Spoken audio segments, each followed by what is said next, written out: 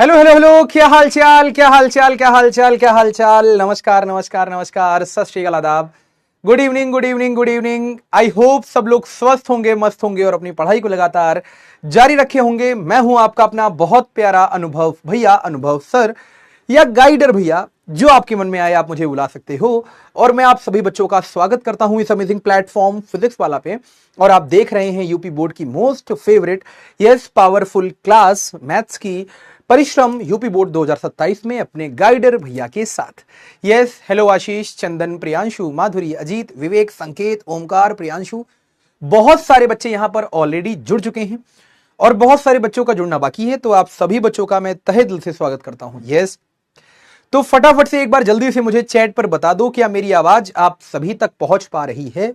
क्या मैं आप सभी को दिखाई दे रहा हूं अच्छे से?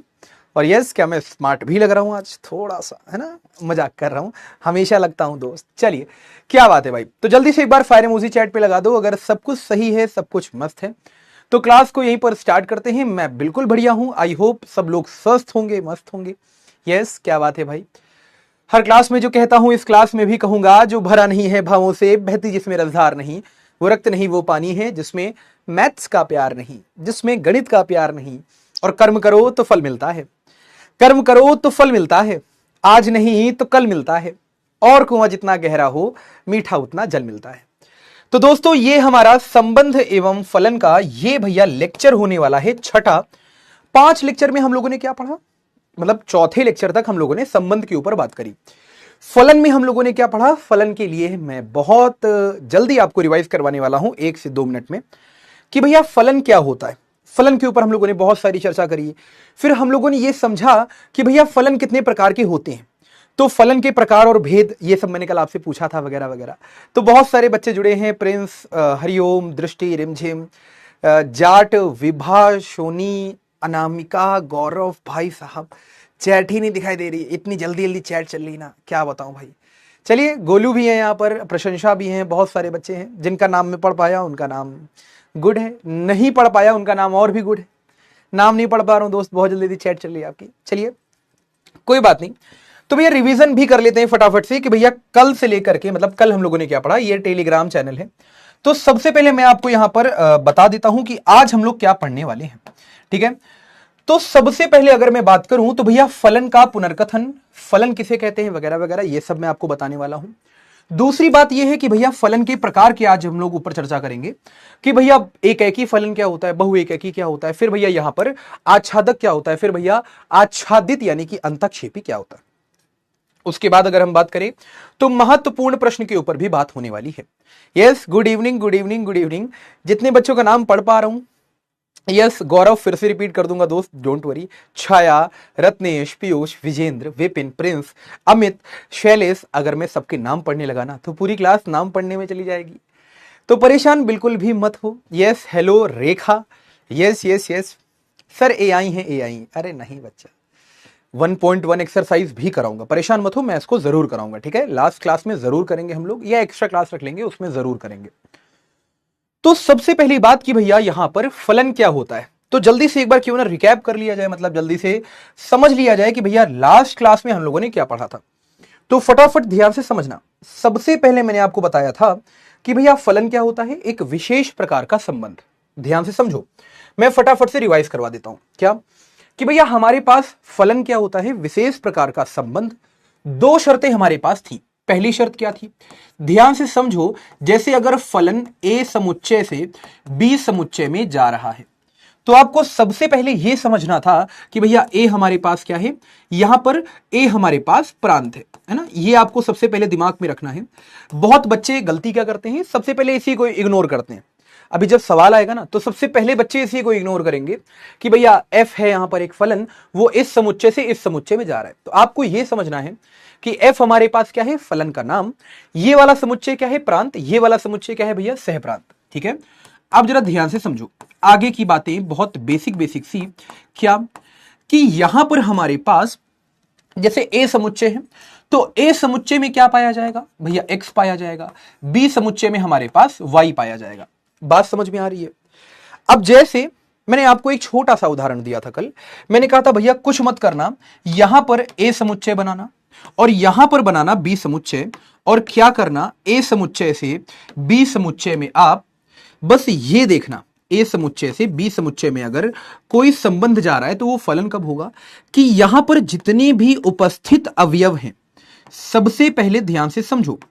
मान लो यहां पर 5 अवयव थे, यहां पर 4 अवयव थे, तो सबसे पहले आपको यह समझना है कि यहां पर ए समुच्चय में उपस्थित जितने भी अवयव थे सभी का प्रतिबिंब होना ही चाहिए।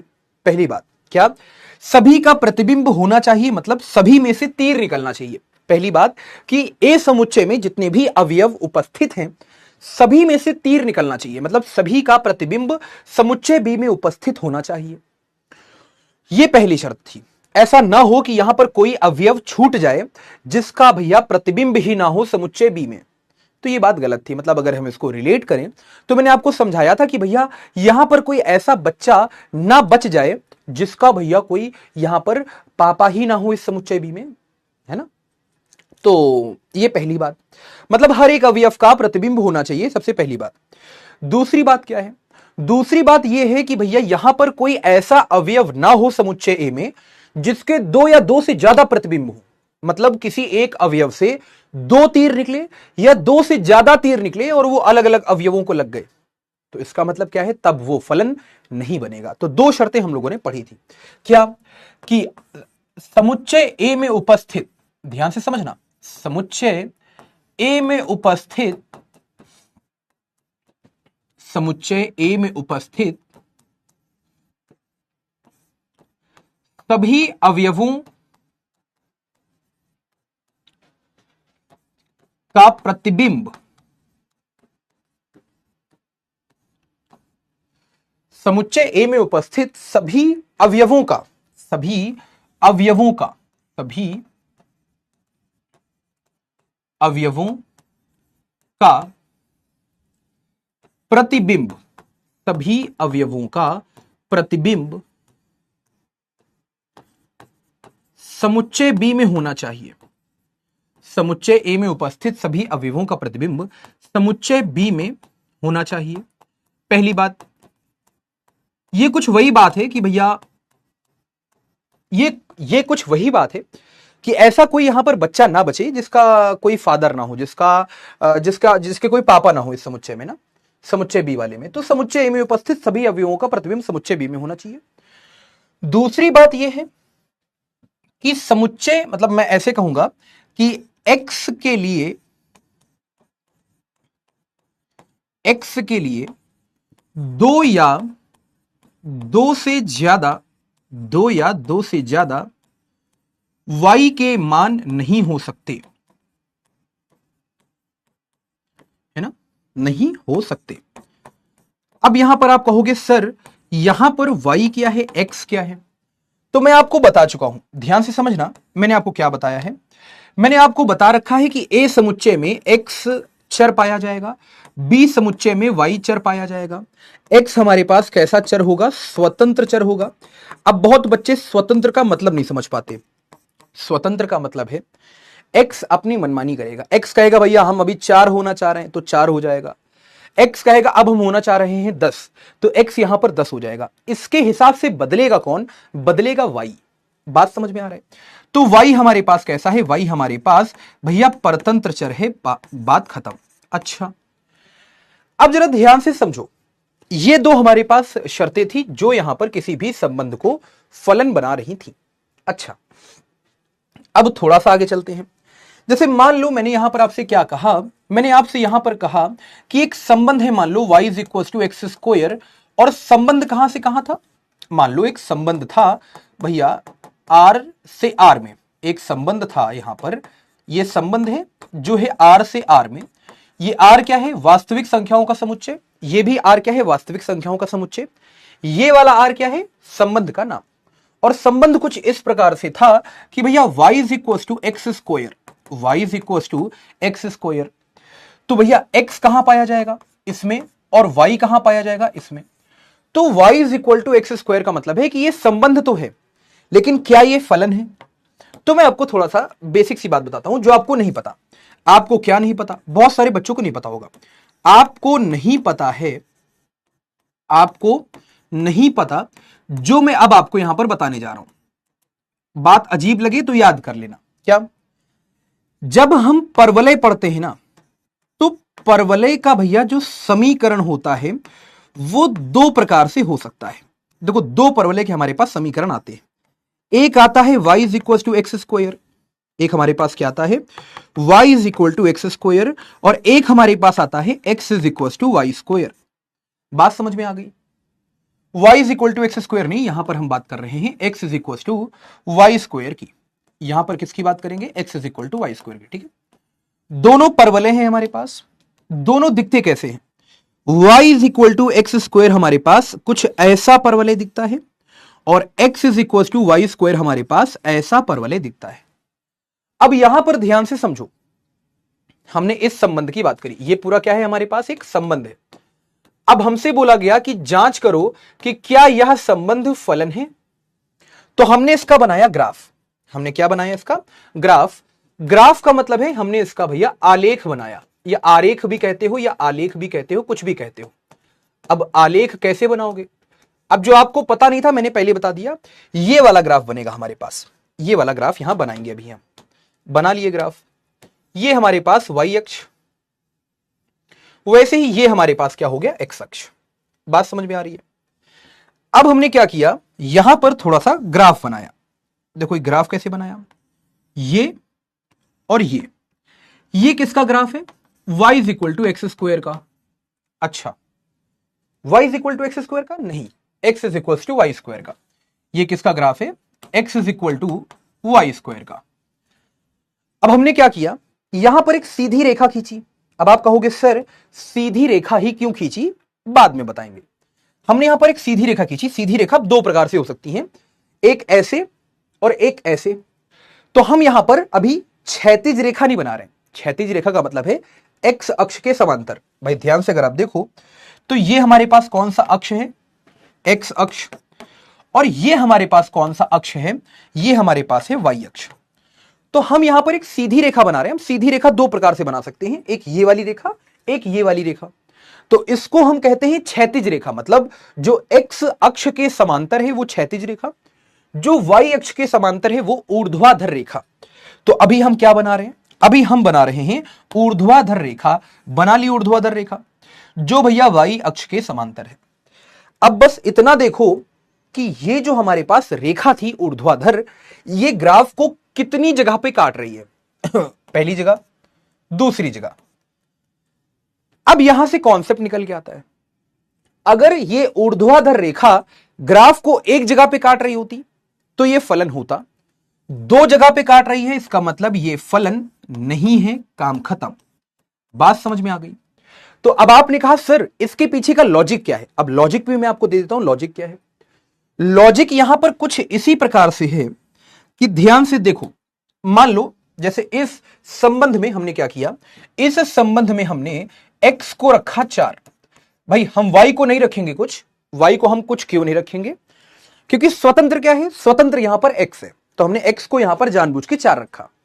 अब जैसे ही x को 4 रखोगी तो भैया यहां पर क्या था हमारे पास? x is equal to y square. तो यहां पर 4 बराबर क्या हो गया? Y square. अब अगर 4 बराबर वाई स्क्वायर है तो यहां पर ध्यान से समझें आप लोग, 4 को लिखेंगे हम 2 का स्क्वायर बराबर में वाई का स्क्वायर। 2 के स्क्वायर को इधर भेजेंगे तो 0 बराबर वाई स्क्वायर माइनस 2 का स्क्वायर, यानी एक ब्रैकेट में क्या हो गया? ध्यान से समझना, y का स्क्वायर माइनस 2 का स्क्वायर 0 के बराबर है। तो एक ब्रैकेट में हो गया y प्लस 2 और एक ब्रैकेट में हो गया y माइनस का 2। क्योंकि यहां पर एक सूत्र हम लोग पढ़ते हैं, वो सूत्र क्या है हमारे पास? वो सूत्र है a square minus b square का। वो किसके बराबर होता है भैया? a प्लस बी, और यहां पर a माइनस बी के बराबर। तो यहां से हमको y की दो वैल्यूज मिलेंगी, हमको दो मान यहां पर y के मिलेंगे। एक y का मान मिलेगा प्लस का 2, एक मिलेगा माइनस का 2। कहने का मतलब क्या मालूम है? कहने का मतलब यह है कि जब हम y इज इक्वल टू, मतलब ये x is equal to y square था, जब हम यहां पर x को 4 रखेंगे तो हमें ध्यान से देखो, ये बिंदु क्या मिलेगा? ये बिंदु मिलेगा 4,2, और ये बिंदु हमें क्या मिलेगा भैया? 4,-2। कहने का अर्थ क्या है मालूम है? जब हम x को 4 रख रहे थे तो हमें y के दो मान मिलेंगे, एक तो प्लस का 2 मिलेगा, एक माइनस का 2 मिलेगा। कहने का अर्थ यह है कि कुछ इस प्रकार से चीजें हमारे सामने आएंगी। किस प्रकार से? ये हमारे पास एक समुच्चय होगा मान लो, और एक हमारे पास ये समुच्चय होगा। ठीक है, मान लो कि यहां पर बैठा है, मान लो कि यहां बैठा है 4, क्योंकि इधर बैठा होता है x और इधर बैठा होता है y। तो 4 यहां पर कितने लोगों को तीर मार रहा होगा? 4 यहां पर 2 लोगों को तीर मार रहा होगा। एक मार रहा होगा -2 को, एक मार रहा होगा +2 को। तो 4 से एक तीर निकला, -2 को लगा, एक तीर निकला, +2 को लगा। कहने का अर्थ यह है कि एक बच्चे के 2 पापा, मतलब ये संबंध तो है लेकिन ये फलन नहीं है। तो अगर हमें ग्राफ पता हो तो हम यहां पर ऊर्ध्वाधर रेखा का परीक्षण कर सकते हैं। अगर एक जगह पे रेखा काट रही है तो इसका मतलब वह फलन है, और अगर एक से ज्यादा जगह पर, मतलब 2 या 2 से ज्यादा जगह पर काट रही है ग्राफ को, तो भैया वो फलन नहीं है। तो अब यहां से बारी आती है परीक्षण की। अब ध्यान से सुनना, धीरे धीरे हम लोग आगे बढ़ रहे हैं। अब यहां पर बारी आती है परीक्षण की। तो 2 तरीके से हम लोग परीक्षण करते हैं। कैसे करते हैं 2 तरीके से परीक्षण? ध्यान से समझो। यहां परीक्षण की बारी आती है तो परीक्षण 2 तरीके से होता है। पहला कौन सा तरीका है? पहला हमारे पास तरीका है ऊर्ध्वाधर रेखा परीक्षण। पहला हमारे पास क्या है? ऊर्ध्वाधर रेखा परीक्षण। बात समझ में आ गई? अब यहां पर समझना ध्यान से। यहां पर ऊर्ध्वाधर रेखा परीक्षण हमें क्या बताता है, यह मैं आपको समझाऊंगा। फिर एक हमारे पास आता है भैया परीक्षण क्षैतिज रेखा परीक्षण। ठीक है, एक हमारे पास क्या आता है? क्षैतिज रेखा परीक्षण। अब जैसे मान लो ऊर्ध्वाधर रेखा परीक्षण हमें क्या बताता है? ऊर्ध्वाधर रेखा परीक्षण हमें यह बताता है कि कोई भी संबंध फलन होगा कि नहीं होगा। तो हम इसको कब उपयोग में लाते हैं? इसका उपयोग कहां पर है? जब हमें जांच करनी हो। इसका उपयोग कहां पर है? जब हमें जांच करनी हो कि भैया जो हमारे पास संबंध है वह फलन है या नहीं। अगर जांच करनी है फलन की तो ऊर्ध्वाधर रेखा खींचो। ऊर्ध्वाधर रेखा मतलब ऐसे खड़ी खड़ी रेखा, है ना, ऐसे खड़ी खड़ी रेखा। ठीक है, और अगर हमें मान लो परीक्षण करना है क्षैतिज रेखा का, तो इसका उपयोग कहां पर है? इसका उपयोग जैसे ही आप जानोगे आप उछल पड़ोगे, आप कहोगे अरे बाप रे, ये तो हमको पता ही नहीं था। क्षैतिज रेखा का परीक्षण होता है जब हमें जांच करनी हो। अब आप कहोगे सर जांच किसकी करनी है? कि भैया कोई भी फलन एकेकी है या फिर बहुएकेकी। जांच करनी हो कि भैया फलन हमारे पास एकेकी है कि भैया बहुएकेकी। अब आप कहोगे सर ये क्या होता है एकेकी और क्या होता है बहुएकेकी, वो मैं आपको आगे समझाऊंगा। ये फलन के प्रकार होते हैं, ये फलन के प्रकार होते हैं। क्या बात समझ में आ गई? पहला प्रकार होता है एकेकी, दूसरा होता है बहुएकेकी। जैसे मैं आपको समझाता हूं। यहां पर आपने ग्राफ बनाया, तो ग्राफ में आपको पता चला कि y = x² का मान लो ग्राफ बनाते हैं हम लोग, है ना। अब ध्यान से समझना, मैंने क्या किया, मैंने यहां पर सबसे पहले एक संबंध माना। अब ध्यान से देखो, यहां पर जैसे ही मैंने लिखा कि y = x², इसका मतलब ये फलन है। अब मान लो मैंने ये कहा कि फलन जो है वो वास्तविक समुच्चय के वास्तविक संख्याओं के समुच्चय से वास्तविक संख्याओं के समुच्चय में जा रहा है। मतलब फलन जो है वो r से r में जा रहा है, और ये फलन कैसा है? y = x²। अब मैं आपको कल बता चुका था कि जहां पर भी y आ रहा है, अब ध्यान से समझो, यहां पर मैं आपको बता चुका हूं कि जहां पर भी y आ रहा है आप वहां fx बोलने की आदत डालो। क्यों? ऐसा क्यों है? अब इसके पीछे का कारण है, कुछ कारण है। अब वो कारण क्या है सुनना ध्यान से। जैसे आप ये समझो कि हमारे पास एक समुच्चय है A, फिर हमारे पास एक समुच्चय है B। अब मान लो यहां पर बहुत सारे अवयव थे, मान लो पहला अवयव, यहां दूसरा अवयव, यहां तीसरा अवयव, यहां चौथा, यहां पांचवा। मान लो यहां पहला अवयव, यहां दूसरा अवयव, यहां तीसरा अवयव, यहां चौथा, यहां पांचवा, यहां छठा, यहां सातवां। मान लो ये हमारे पास यहां पर ये अवयव थे, यहां ये अवयव थे। अच्छा, अब मान लो कि यहां पर ये A समुच्चय है, ये B समुच्चय है, और जो फलन है वो A समुच्चय से B समुच्चय में जा रहा है। तो बनी बात है कि भैया A समुच्चय में क्या पाया जाएगा? X पाया जाएगा। मतलब X कुछ भी हो सकता है, ये भी हो सकता है, ये भी, ये भी, ये भी, ये भी। एक्स कुछ भी हो सकता है, क्यों? एक्स हमारे पास चर है, तो उसका मान किसी के भी बराबर हो सकता है। और वैसे ही वाई कहां पाया जाएगा? यहां पाया जाएगा। अच्छा, अब जरा ध्यान से सुनना। अब मैंने यहां पर क्या किया, मैंने यहां पर कोई एक अवयव उठाया, मान लो ये वाला अवयव, और इस वाले अवयव का तीर मैंने इस वाले अवयव को मार दिया। तो मैं आपसे क्या कहना चाहता हूं?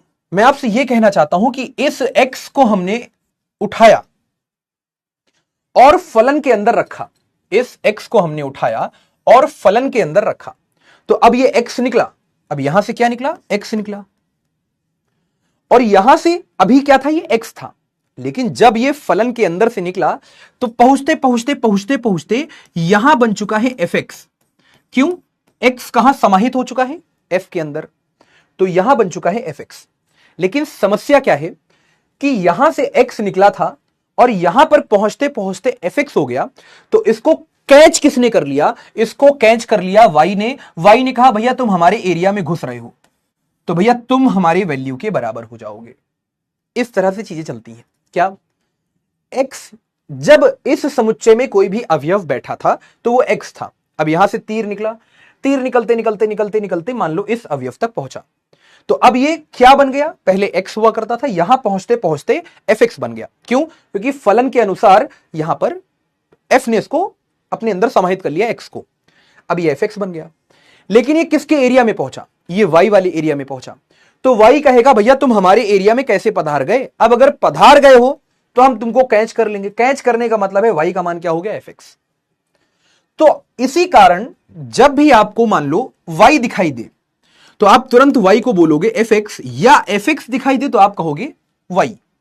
तो अब जरा ध्यान से सुनना, यहां पर मैंने एक फलन माना r से r में जा रहा था। वो फलन क्या था? y बराबर एक्स स्क्वायर।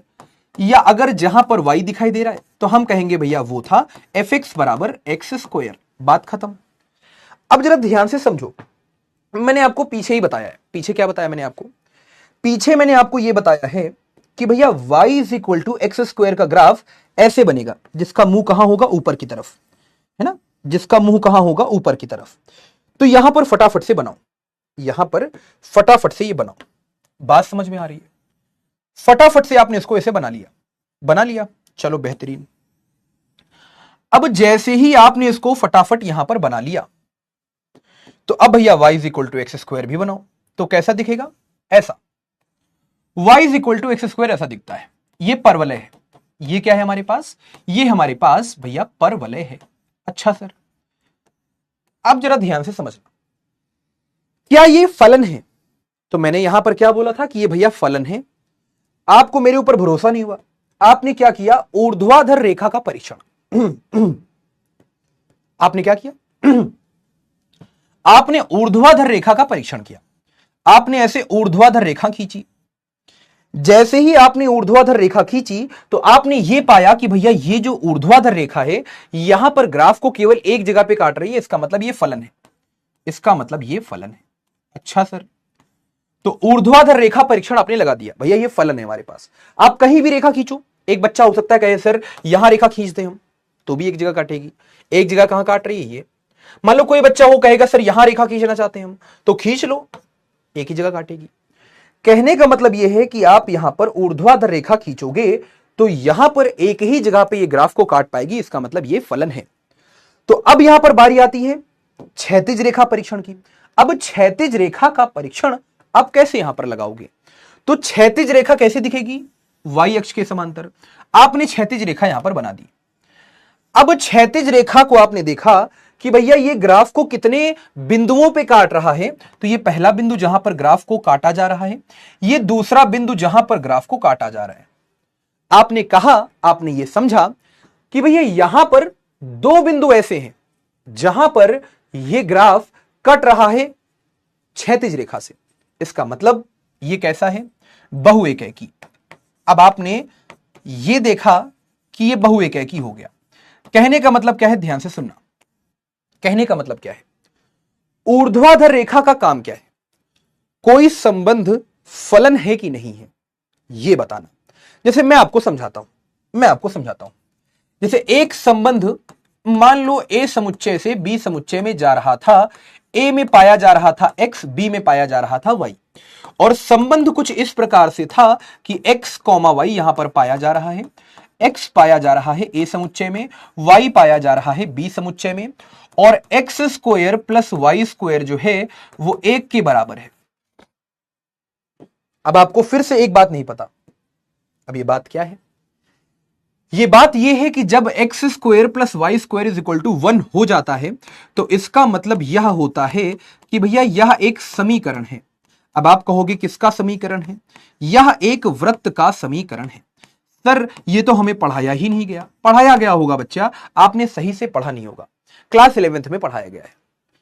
जब आप शंकु परिच्छेद पढ़ते हो तो पहला ही टॉपिक आता है वृत्त का, फिर आता है परवलय का, फिर आता है भैया दीर्घवृत्त का, फिर आता है लास्ट टॉपिक हमारे पास भैया अति परवलय का। तो वृत्त, परवलय, दीर्घवृत्त, अति परवलय, 4 टॉपिक होते हैं शंकु परिच्छेद में, मैथ्स में। तो ये हमारे पास क्या है? वृत्त का समीकरण। अब अगर ये वृत्त का समीकरण है तो सर इसका केंद्र कहां पर है? भैया इसका केंद्र होता है भैया मूल बिंदु पर। केंद्र कहां होता है? मूल बिंदु यानी 0,0 पर। और भैया इसकी त्रिज्या क्या होती है? त्रिज्या यानी कि रेडियस, इसकी त्रिज्या हो जाएगी 1। क्यों? क्योंकि व्यापक समीकरण अगर आप देखोगे, अगर आप वृत्त का व्यापक समीकरण देखेंगे तो व्यापक समीकरण क्या होता है मालूम है? व्यापक समीकरण होता है x square plus y square is equal to r square. तो कितने बच्चे यहां समझ गए कि भैया आर का मान हो चुका है 1। अगर आर का मान 1 है तो भैया त्रिज्या होगी 1। और केंद्र कहां है? मूल बिंदु पर। तो क्यों ना हम इसका ग्राफ बना लें। ग्राफ मतलब आलेख। फटाफट से हम इसका भैया आलेख बना लेते हैं। जैसे ही हम इसका आलेख बनाएंगे, ध्यान से समझो, आलेख हमने इसका जैसे ही बनाया तो भैया इसका मूल बिंदु केंद्र कहां हो गया? मूल बिंदु पर है ना। ये बढ़िया है। हाँ, इसका केंद्र कहां हो गया? मूल बिंदु पर। अच्छा, त्रिज्या क्या हो गई? 1। मतलब ये इसकी त्रिज्या है। ठीक है, ये भी 1 होगा, ये भी 1 होगा, ये भी 1, ये भी 1। अब ये संबंध तो है, ये संबंध तो है। किसी ने आपसे कह दिया भैया क्या यह फलन है? तो आप क्या करेंगे? ऊर्ध्वाधर रेखा खींचेंगे। जैसे ही ऊर्ध्वाधर रेखा आपने खींची, आपने क्या समझा कि भैया यहां पर ये रेखा जो है ना, ये रेखा इसको 2 जगह पे काट रही है, पहला ये, दूसरा ये। अर्थात ऊर्ध्वाधर रेखा का काम है भैया यह समझाना, यह बताना कि भैया ग्राफ आपको मालूम है, सीधे आप देखो ऊर्ध्वाधर रेखा बनाई, ग्राफ को कितने पॉइंट पे काटा? कितने बिंदुओं पे काटा? 2 बिंदुओं पे। अगर एक बिंदु पे काट रहा होता तो यह फलन होता। एक से ज्यादा पे काट रहा है, देखो ये पहली जगह पे काटा, ये दूसरी जगह पे काटा, इसका मतलब यह फलन नहीं है। बात समझ में आई? जब यह फलन नहीं है तो बात ही खत्म। फिर इसमें क्या हम क्षैतिज रेखा का परीक्षण लगाएं? क्षैतिज रेखा का परीक्षण हम कहां लगाते हैं? जब हमारे पास कोई फलन उपस्थित होता है। जैसे यहां हम लोगों ने भैया क्षैतिज रेखा का परीक्षण लगाया। क्यों? क्योंकि यह हमारे पास फलन था। तो क्षैतिज रेखा का परीक्षण हमें क्या देता है कि फलन कैसा है, एकैकी की बहुएकैकी। अगर केवल एक जगह पे काट रहा होता तो एकैकी होता फलन। अगर क्षैतिज रेखा किसी भी ग्राफ को एक जगह पे काटती तो वो एकैकी होता। एक से ज्यादा जगह मतलब 2 या 2 से ज्यादा जगह पे काट रही है, मतलब ये क्या है? बहुएकैकी।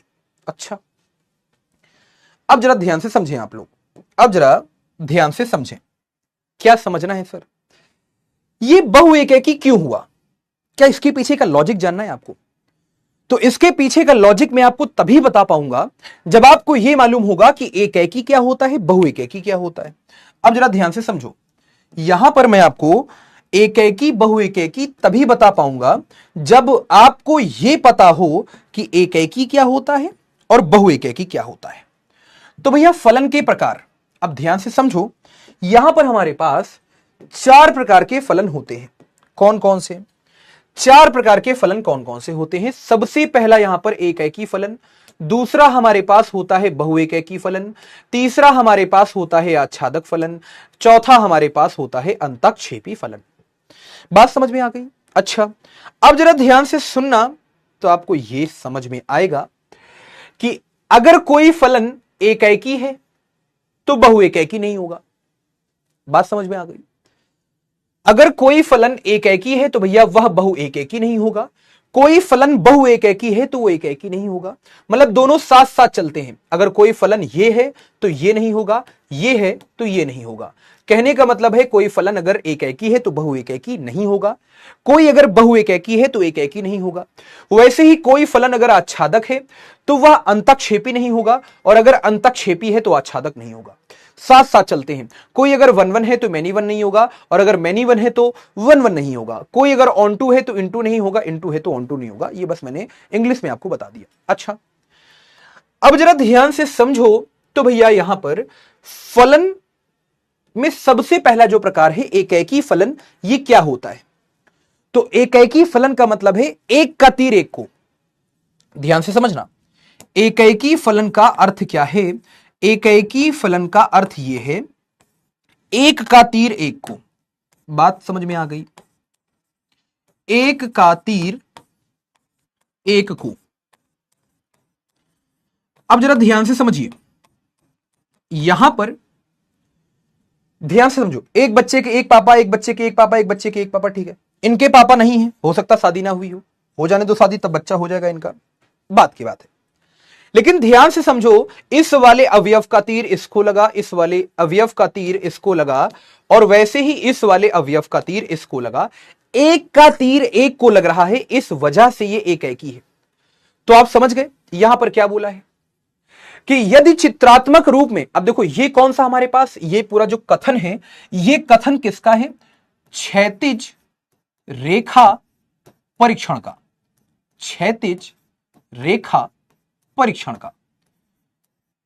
देखो मैंने आपको दो तरीके समझा दिए।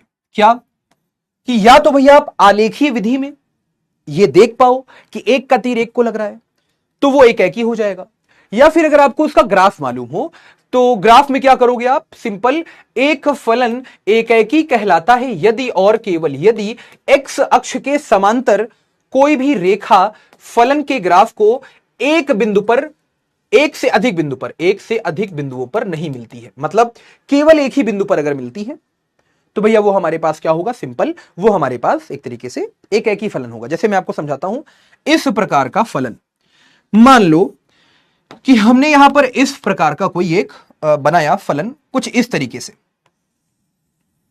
ठीक है। अब आप यहां पर क्षैतिज रेखा खींचो, अब आप यहां पर क्षैतिज रेखा खींचो, कितने बिंदु पे काट रही है? केवल एक बिंदु पे। क्षैतिज रेखा खींचो, कितने बिंदु पे काट रही है? एक बिंदु पे। कहीं भी खींच दो, कहीं भी, कितने बिंदुओं पे काट रही है? एक बिंदु पे। अगर क्षैतिज रेखा एक बिंदु पे काट रही है, इसका मतलब यह एकैकी फलन है। अच्छा, क्या आप ये जानना चाहते हो कि ये ग्राफ किसका है? ये सफेद वाला ग्राफ किसका है? तो ये सफेद वाला ग्राफ है fx is equal to x cube का। बात समझ में आ रही है? ये बात की बातें हैं, हम लोग बाद में समझेंगे जैसे जैसे आगे बढ़ेंगे। कहने का मतलब यह है कि जब आपने ग्राफ को बनाया, देखो पहली विधि ये JEE लेवल पे, मतलब JEE लेवल पे या NDA लेवल पे या CUET लेवल पे काम में आती है कि आपको यहां पर फंक्शन दिया होगा, फलन दिया होगा, आपने उसका ग्राफ बनाया, आपने यहां पर भैया क्षैतिज रेखा खींची, एक बिंदु पे कटा मतलब एकैकी, एक से ज्यादा मतलब दो या दो से ज्यादा पे कटा मतलब बहु एकैकी। जैसे यहां देखो, जैसे यहां देखो, कहां गया? जैसे यहां देखो, यहां पर क्षैतिज रेखा खींची, दो बिंदुओं पे कटा मतलब ये क्या है? बहु एकैकी, काम खत्म। ये क्या है? बहु एकैकी। अच्छा, अब जरा ध्यान से समझो, ये हमारे पास ग्राफीय विधि है कि ग्राफ से हम कैसे जांच करें एकैकी है कि बहु एकैकी। अगर आलेखीय विधि आपको समझनी है तो आलेखीय विधि का मतलब है एक का तीर एक को लगे, काम खत्म। लेकिन समस्या क्या मालूम है? समस्या यह है, जब पेपर में, आपके एग्जामिनेशन में, आपके प्रश्न पत्र में जब सवाल आता है तो किस तरह का आता है? ध्यान से समझो, जब सवाल आपकी परीक्षा में आएगा तब वह भैया कुछ इस तरह का आएगा। अब ध्यान से समझो, जब सवाल आपकी परीक्षा में आएगा तब वह कुछ इस तरह से आएगा। अब इसको चाहूं तो मैं दोनों तरीके से बता सकता हूं, ग्राफीय विधि, आलेखीय विधि। लेकिन परीक्षा में कौन सी विधि यूज करनी है? ध्यान से सुनो, सबसे पहली विधि ग्राफीय विधि, ठीक है, ग्राफीय विधि। तो ग्राफीय विधि क्या कहती है? ग्राफीय विधि कहती है कि भैया fx इज इक्वल टू क्या था? 2x, और f कहां से कहां जा रहा था, r से r, मतलब वास्तविक संख्याओं के समुच्चय से वास्तविक संख्याओं के समुच्चय में। अब इसका ग्राफ आपको नहीं मालूम है, तभी तो ये विधि JEE लेवल पे या NDA लेवल पे या CUET लेवल पे काम में आती है, या पॉलिटेक्निक लेवल पे। अब आपको भैया इसका ग्राफ नहीं पता fx is equal to 2x का, तो मैं आपको बताता हूं। इसका ग्राफ कुछ इस प्रकार से होता है, ये y अक्ष हो गया, ये x अक्ष हो गया। ग्राफ इसका कुछ इस प्रकार से होता है ना, ऐसे मूल बिंदु से गुजरता है, ठीक है। अब यहां पर आप क्षैतिज रेखा का परीक्षण कर लो, कोई भी क्षैतिज रेखा बनाओ, कितने बिंदुओं पे काट रही है, एक बिंदु पे। कोई भी क्षैतिज रेखा बनाओ, कितने बिंदु पे, एक बिंदु पे। अर्थात अगर एक बिंदु पे काट रही है तो भैया ये कैसा है फलन, एकेकी। यस। अच्छा, दूसरा तरीका, अब ये तरीका आपके कोई काम का नहीं है। क्यों? कल को मान लो परीक्षा में ऐसा फलन आ जाए जिसका ग्राफ ही ना मालूम हो आपको, तब क्या करोगे? तब तो आप पेपर भर ग्राफ ही बनाते रहोगे, ग्राफ ही नहीं बन पाएगा तो फिर क्षैतिज रेखा का परीक्षण कैसे करोगे? तो भैया ग्राफीय विधि इतनी काम की नहीं है। हाँ, JEE लेवल पे, NDA लेवल पे काम में आती है। क्यों? क्योंकि वहां पर बच्चों को ना पहले ग्राफ सिखाए जाते हैं। अब दिक्कत यह कि आप बोर्ड लेवल पे हो और मैं आपको ग्राफ नहीं सिखा सकता, ग्राफ सीखने में 15 से 20 दिन लग जाते हैं, नहीं सिखा सकता। तो दूसरी विधि पे आते हैं। दूसरी विधि क्या है? दूसरी विधि है आलेखीय विधि, है ना। दूसरी विधि है आलेखीय विधि। अब यहां पर आलेखीय विधि क्या कहती है? आलेखीय विधि कहती है भैया अगर एक का तीर एक को लग रहा है, मतलब ये हमारे पास एकेकी है। अगर दो या दो से ज्यादा अवयवों का तीर एक को लग रहा है तो वो बहुएकेकी। एकेकी का मतलब ये है कि एक बच्चे के एक पापा, फिर दूसरे बच्चे के दूसरे पापा, तीसरे बच्चे के तीसरे पापा, मतलब एकेकी।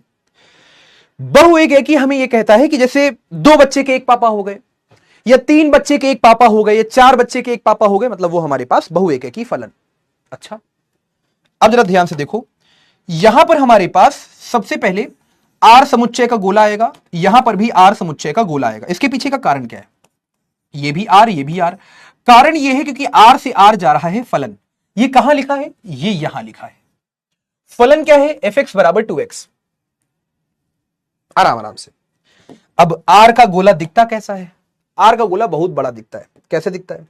देखो, यहां कहीं बैठा होगा बीच में जीरो, तो यहां भी जीरो बैठा होगा, यहां बैठा होगा, थोड़ा बड़ा बनाता हूं, यहां कहीं बैठा होगा जीरो, तो यहां भी जीरो बैठा होगा, यहां कहीं बैठा होगा -1, तो यहां भी -1 बैठा होगा, यहां बैठा होगा -2, तो यहां भी बैठा होगा -2, यहां बैठा होगा -3, तो यहां भी बैठा होगा -3, यहां बैठा होगा 1, तो यहां भी बैठा होगा 1, यहां बैठा होगा 2, तो यहां भी बैठा होगा 2, यहां बैठा होगा 3, वगैरह वगैरह, फलाना ढिमकाना। बहुत लोग बैठे होंगे, खाता में नहीं होगा, है ना, खत्म ही नहीं होगा।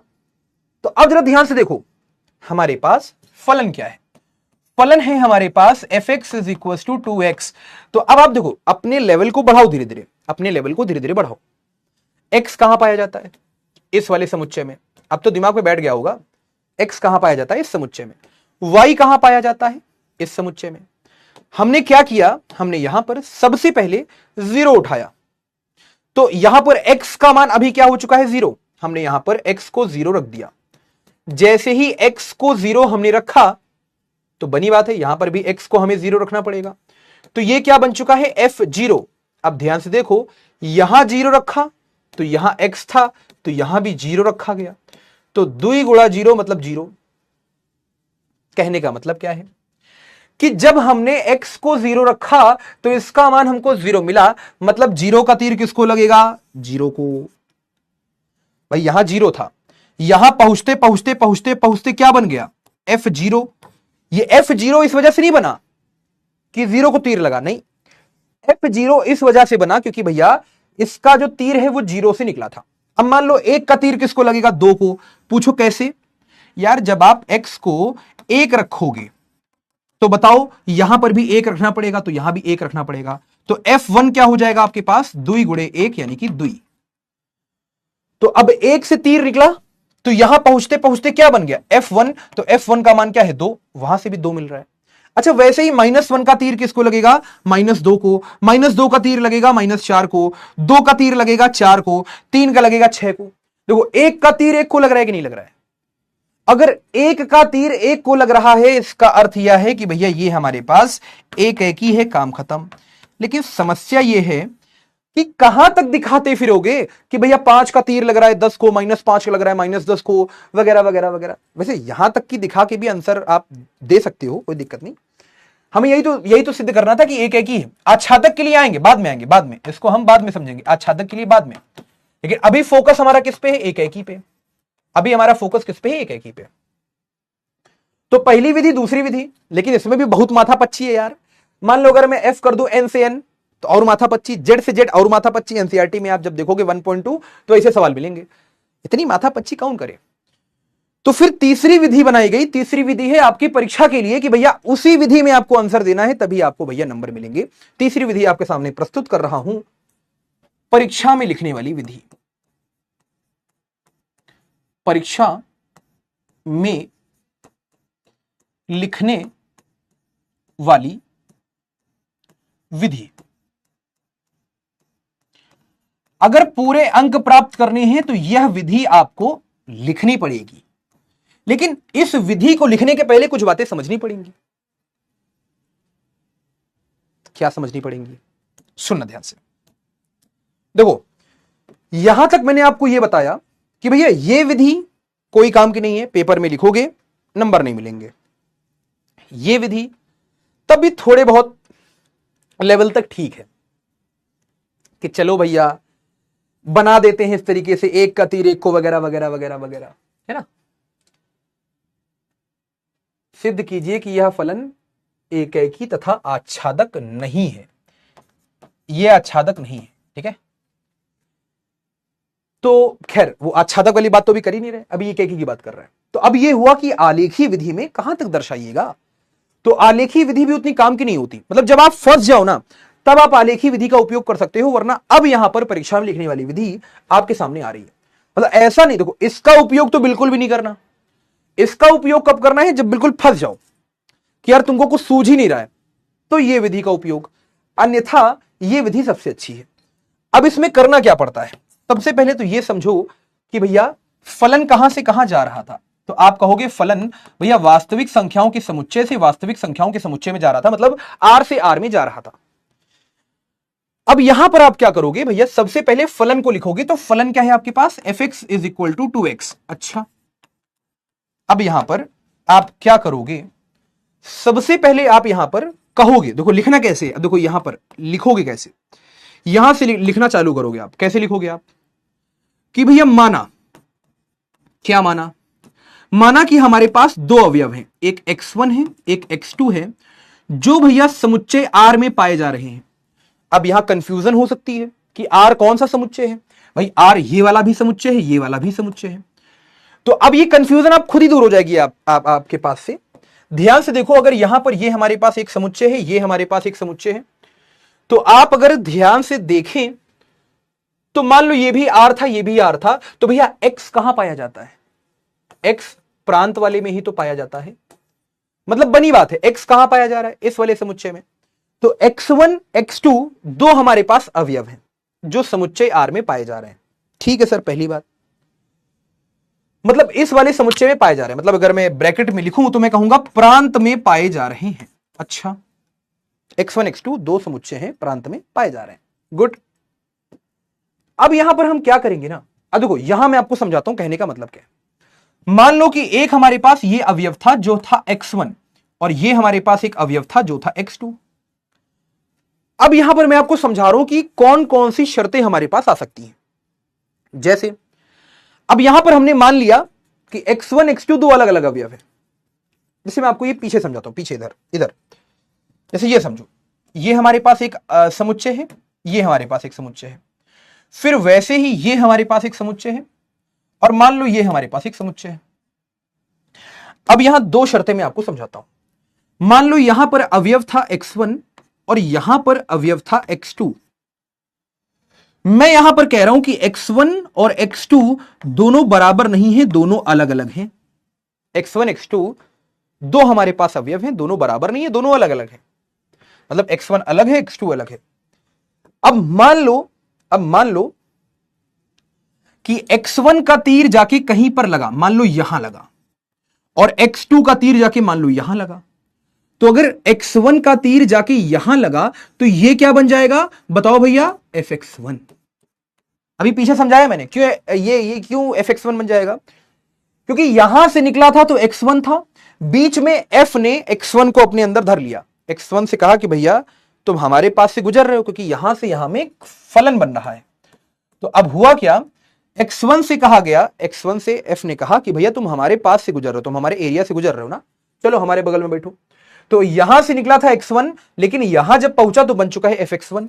वैसे ही यहां से निकला था x2, यहां पहुंचा तो क्या बन चुका है भैया, fx2। अब जरा ध्यान से देखो, यहां ध्यान से देखो, x1 x2 के बराबर नहीं था, तो हमने यहां पर यह भी तो देखा कि भाई अगर ये दोनों अलग अलग हैं तो ये भी तो अलग अलग हैं, ये अलग है कुछ, ये अलग है कुछ। अगर x1 x2 के बराबर नहीं है तो fx1 भी fx2 के बराबर नहीं है। इसका मतलब यह है कि भैया ये कैसा है, एक एकी। ध्यान से देखो, ये कैसा है, एक एकी है ना, ये कैसा है, एक एकी। अच्छा, लेकिन फिर यहां पर समस्या क्या हुई मालूम है, इस समाधान में समस्या क्या है, इस समाधान में समस्या यह है कि हो सकता है इसने अलग तीर मारा हो सकता है इसने अलग तीर मारा हो, लेकिन यह भी तो हो सकता है कि कोई और अवयव एक को ही तीर मार रहे हो। हमने उन पर तो चर्चा करी नहीं, अगर हमने उन पर चर्चा नहीं करी तो वो तो छूट गए हमारे हाथों से, और अगर वो छूट गए इसका मतलब वो था तो असलियत में पूरा बहु एक ही, लेकिन हमने कह दिया भैया एक ही, तो समस्या हो सकती है ना। ये कुछ वैसी बात है कि आपको गलती ढूंढनी है।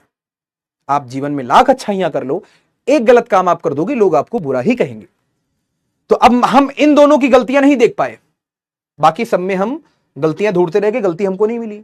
इन दोनों की गलती हम नहीं देख पाए, हमने कहा भैया ये एक ही है, लेकिन असलियत में तो दो का तीर एक को लग रहा है, ये हुआ बहु एक ही, हम लिख के चले गए एक ही, काम वही गलत हो गया। तो हम इस तरीके से नहीं जाते हैं। तो भैया हम किस तरीके से जाते हैं, हम भैया जाते हैं इस तरीके से। किस तरीके से, हम ये कहते हैं कि एक अवयव हमने मान लिया जो क्या है, x1 है, और जो क्या है, x2 है।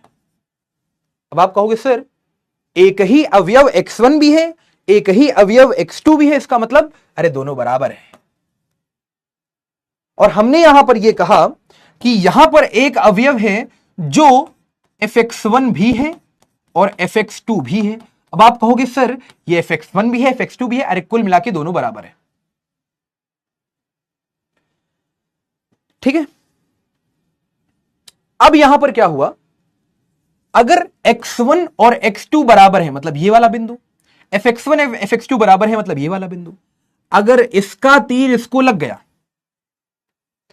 तो ये एक है कि हम इस तरह से जाएंगे, इस तरीके से नहीं जाएंगे, हम इस तरह से जाएंगे। अगर इसका तीर इसको लग गया तो एक है कि, अब मान लो किसी और बिंदु का, मान लो किसी और बिंदु का तीर इसको जाके लग गया, तब क्या बनेगा, बहु एक है कि। बात समझ में आ गई। देखो एक है कि कब होगा, जैसे मान लो यहां पर एक शर्त हमारे पास और आ गई कि x1 बराबर है माइनस का x2, तो दो शर्तों का तीर एक को लग रहा है, बहु एक है कि।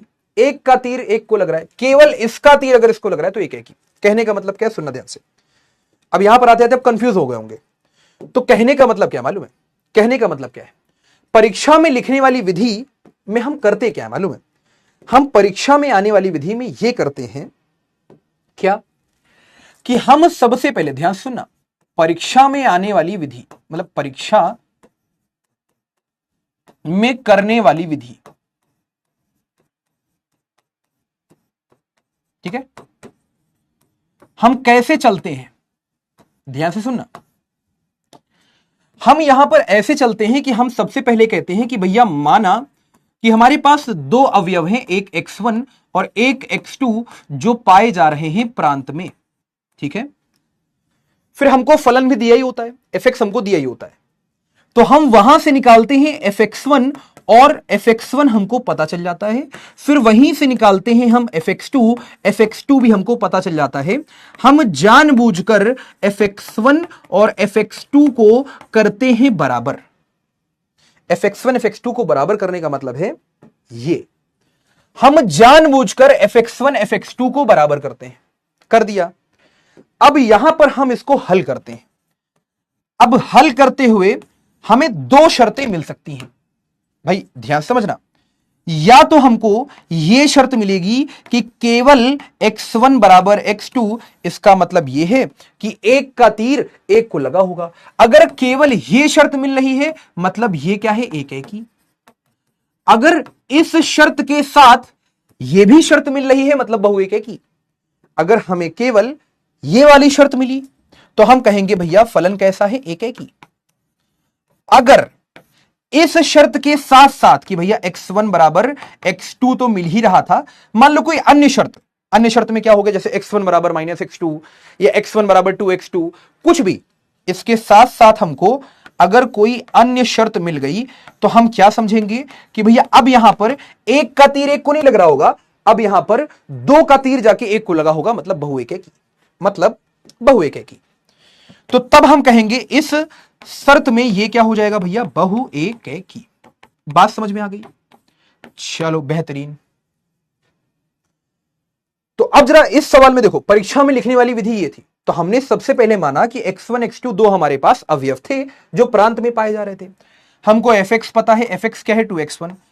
तो सबसे पहले हमने fx1 निकाला। अब बहुत बच्चे इसी में कंफ्यूज हो जाते हैं, भैया x1 कैसे निकालोगे, मतलब fx1 कैसे निकालोगे।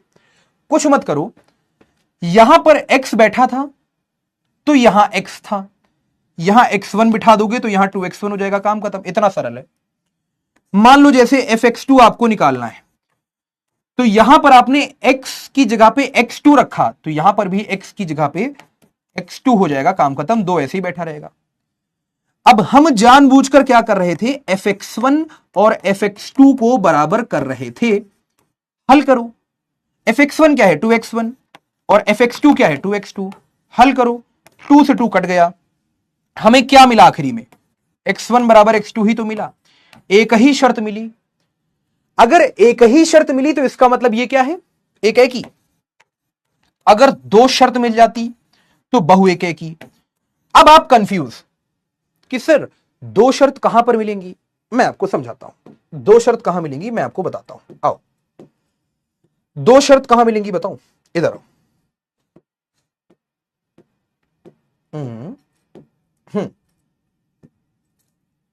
जैसे ये देखो, नहीं ये वाला नहीं, दो शर्त कहां मिलेंगी, चलो मैं अपने मन से बता देता हूं, मैं अपने मन से बता देता हूं। ध्यान समझो, दो शर्त कहां पर मिलेंगी। मान लो मैं एक उदाहरण लेता हूं आपके सामने। उदाहरण क्या है कि भैया फलन यहां पर r से r में जा रहा था, फलन यहां पर r से r में जा रहा था और फलन था हमारे पास fx, वो था x²। बात समझ में आ गई? ये हम पहले ही सिद्ध कर चुके हैं ग्राफी विधि से कि भैया ये हमारे पास कैसा है, बहु एक की। कैसे सिद्ध किया था, ग्राफ ऐसा बना था, क्षैतिज रेखा खींची थी, दो जगह पे काट रही थी, मतलब बहु एक की। लेकिन हम दूसरे तरीके से निकाल रहे हैं। कैसे, हम यहां पर क्या लिखेंगे कि भैया माना, अब यहां पर हमने क्या माना, हमने यहां पर यह माना कि दो अवयव हैं x1 और x2, वो भैया r समुच्चय यानी कि प्रांत में पाए जा रहे थे। तो हमने यहां से fx1 निकाला, तो भैया fx1 क्या होगा, यहां x था तो यहां x का स्क्वायर, यहां x1 है तो यहां x1 का स्क्वायर। वैसे ही हमने निकाला fx2, तो fx2 क्या होगा, यहां x था तो यहां x का स्क्वायर, यहां x2 है तो यहां x2 का स्क्वायर। बस कुछ नहीं करना, अब जानबूझकर दोनों को बराबर करो। जानबूझ के दोनों बराबर क्यों कर रहे थे हम, शर्त देखने के लिए कि क्या शर्त हमको मिल रही है। तो जानबूझ के दोनों को बराबर कर दो, तो fx1 बराबर क्या आ जाएगा, fx2। अब यहां पर fx1 क्या है, x1 का स्क्वायर, fx2 क्या है, x2 का स्क्वायर। इसको हल करो, हल करोगे तो समझ में आएगा x1 का स्क्वायर माइनस x2 का स्क्वायर 0 के बराबर है। आपने इसको और थोड़ा अच्छे से हल किया तो ये हो गया a square minus b square is equal to 0। मतलब यहां पर एक ब्रैकेट में आ गया x1 माइनस का x2 और एक ब्रैकेट में आ गया x1 प्लस का x2 बराबर 0। आपने क्या देखा कि इस ब्रैकेट को 0 के बराबर रखने से हमें शर्त मिल रही है x1 बराबर x2। हम खुश हो गए कि जब हमने इस पूरे को हल किया तो हमें एक शर्त मिली, मतलब ये एक ही है। लेकिन फिर हम दुखी हो गए जब हमने इसको हल किया, तो यहां से हमको ये मिला कि भैया x1 प्लस x2 बराबर 0, मतलब x1 बराबर माइनस x2। कहने का अर्थ यह है कि यहां पर दो अवयव ऐसे होंगे जिनका एक को ही तीर लग रहा होगा, मतलब ये बहुएक ही रहा होगा। जैसे मैं आपको एग्जाम्पल भी दे सकता हूं। इसका एग्जाम्पल मैं कैसे दूंगा, मान लो कि जैसे उदाहरण स्वरूप आपने यहां पर क्या किया, आपने यहां पर x1 को मान लिया 2 और आपने x2 को मान लिया माइनस का 2। ठीक, उदाहरण स्वरूप मान लो। तो कितने बच्चे यहां समझ गए कि भैया fx हमारे पास क्या था, x का स्क्वायर। तो यहां पर fx1 क्या हो जा रहा था, fx1 हो जा रहा था x1 का स्क्वायर। तो x1 क्या है 2, तो भैया f2 क्या हो जाएगा, यहां पर 2 का स्क्वायर मतलब 4। कोई दिक्कत तो नहीं? अबे भाई x की जगह पे x1 रखोगे तो x की जगह पे x1 हो जाएगा, मतलब fx1 बराबर x1 का स्क्वायर। तो x1 क्या है 2, तो यहां पर 2 का स्क्वायर 4, ये आ गया fx1। ठीक है, और यहां पर आपने निकाला fx2, तो fx2 क्या हो जाएगा, x2 का स्क्वायर। तो x2 क्या है माइनस का 2, तो यहां पर आपने क्या रखा, x2 की जगह पे माइनस का 2, तो ये हो जाएगा माइनस के 2 का होल स्क्वायर, मतलब भैया 4। तो अब जरा ध्यान से समझो, यहां पर हमारे पास अगर ध्यान से देखा जाए तो यहां पर हमारे पास ये एक समुच्चय है, ये दूसरा समुच्चय है ना। अगर हम बहुत करीब से देखें तो यहां बैठा रहा होगा माइनस का 2, यहां बैठा रहा होगा प्लस का 2, यहां बैठा रहा होगा मान लो कहीं 4। तो भैया यहां हुआ क्या, -2 का तीर किसको लगा, 4 को जाकर। -2 का तीर किसको लगा, 4 को जाकर। और 2 का भी तीर किसको लगा, 4 को जाकर। अब देखो ध्यान से, -2 रखा, -2 रखा, तब भी हमको क्या मिला, 4 मिला। 2 रखा तब भी हमको क्या मिला, 4 मिला। 2 का तीर 1 को, मतलब ये कैसा है, बहुएक की। आप चाहो तो उदाहरण देकर भी सिद्ध कर सकते हो। बात समझ में आ गई? ये हमारे पास बहुएक की है। ध्यान से देखो, जब यहां पर केवल 2x था तो हमें एक ही मिला। अब ध्यान से समझना, अब ध्यान समझना, यहां पर थोड़ा सा ऑब्जर्व करने वाली बात है। थोड़ा सा यहां पर ऑब्जर्व करो। गाइडर भैया की शॉर्ट ट्रिक, गाइडर भैया की शॉर्ट ट्रिक, क्या शॉर्ट ट्रिक है, शॉर्ट ट्रिक ये है, शॉर्ट ट्रिक ये है, काम कहां पर आएगी, बस याद रखना, काम कहां पर आएगी, अगर फलन r से r में दिया गया है तभी शॉर्ट ट्रिक भैया यूजफुल होगी। अगर इसके अलावा कुछ और दे दिया तो आपको जांच करनी पड़ेगी बेसिक से। ये दिया है तब तो ठीक है, इसके अलावा दे दिया कि भैया फलन जो है n से n में जा रहा है, या फलन जो है z से z में, तब भैया शॉर्ट ट्रिक काम नहीं करेगी, केवल इसमें यूजफुल होगी। बात समझ में आ रही है? अब जैसे मान लो fx दिया है आपके पास x, तो एक ही। मान लो आपको fx दिया है x स्क्वायर, तो बहुएक की। मान लो fx दिया है 2x, तो एक ही। मान लो दिया है 3x, एक ही। मान लो दिया है 3x प्लस 5, एक ही। मान लो दिया है x क्यूब, एक ही। यहां पर दिया है x की पावर 3 प्लस 5, एक ही। x की पावर 5 प्लस 7, एक ही। x की पावर 5, एक ही। सब एक ही है रे, सब एक ही है रे। बात समझ में आ रही है? हाँ, यहां पर आप ये समझो कि जैसे fx आपको दिया है मान लो x स्क्वायर, या फिर दिया है x स्क्वायर प्लस 2, या दिया है x की पावर 3 नहीं, x की पावर 4, या दिया है x की पावर 4 प्लस 2, x की पावर 4 प्लस 1, कुछ भी, मतलब x की घात यहां पर अगर सम है, x स्क्वायर माइनस 5 या x की घात 4, लिख चुका हूं वैसे, है ना, लिख चुका हूं, जैसे x की घात 6, तो ये सब क्या है, बहुएक की, है ना। बात समझ में आ गई? ये सब क्या है, बहुएक की। अच्छा, अब जरा ध्यान से समझना, अगर एफ आर से आर दिया है, पूरी कहानी इसी की चल रही है, तो मापांक फलन भी कैसा होता है, बहुएक की। महत्तम पूर्णांक फलन भी कैसा होता है, बहुएक की। और भैया चिन्हक फलन भी कैसा होता है, बहुएक की। बात समझ में आ रही है? ये आगे आपको धीरे धीरे पता चलेगा, इनको मैं हल करवाऊंगा। अभी के लिए आप शॉर्ट ट्रिक में याद कर सकते हो कि मापांक फलन एक्स बहुएक की, महत्तम पूर्णांक फलन एक्स बहुएक की, चिन्हक फलन भी बहुएक की। बात समझ में आ रही है? अच्छा, अब जरा ध्यान से समझना, अब जरा ध्यान से समझो, क्या समझना है आपको। ये सारे के सारे कैसे हैं? ये सारे के सारे हमारे पास एक एक ही हो जाएंगे, है ना? ठीक है, काम खत्म। कोई आपसे पूछे 2x मतलब पहचानना कैसे है, x की पावर अगर मतलब x की घात अगर यहां पर भैया विषम है, आगे प्लस माइनस कुछ भी किया हो, जोड़ घटाना कुछ भी किया हो, कोई मतलब नहीं। हम यहां पर क्या देखेंगे, अगर ये सिंपल ये दिया है तो भैया x की घात यहां पर क्या है, विषम, ऐसे पहचानना है ना? x की घात क्या है, विषम। अगर फलन r से r दिया है, मतलब आंख बंद करके लगा दो एक एक ही। अब इसे एक एक बच्चा कहेगा सर हमें तो फलन दिया गया था x plus x square, sir ji ये क्या है आपके हिसाब से, एक एक ही कि बहु एक एक ही? तो हम कहेंगे हमें जांच करनी पड़ेगी फिर, ठीक है, हमें फिर जांच करनी पड़ेगी, ऐसे नहीं बोल सकते हम, ठीक है। ये एक एक ही, ये बहु एक एक ही। अच्छा, अब समस्या ये है कि इस शॉर्ट ट्रिक में आपको एक तीर से दो निशाने देखने को मिलते हैं। क्या? अगर कोई फलन एक एक ही है तो पक्का है कि वो आच्छादक भी रहा ही होगा। एक तीर से दो निशाने। अगर यहां पर ये है, अभी मैं आपको बताऊंगा कि आच्छादक कैसे निकालते हैं, आच्छादित कैसे निकालते हैं, मतलब अंतक्षेपी।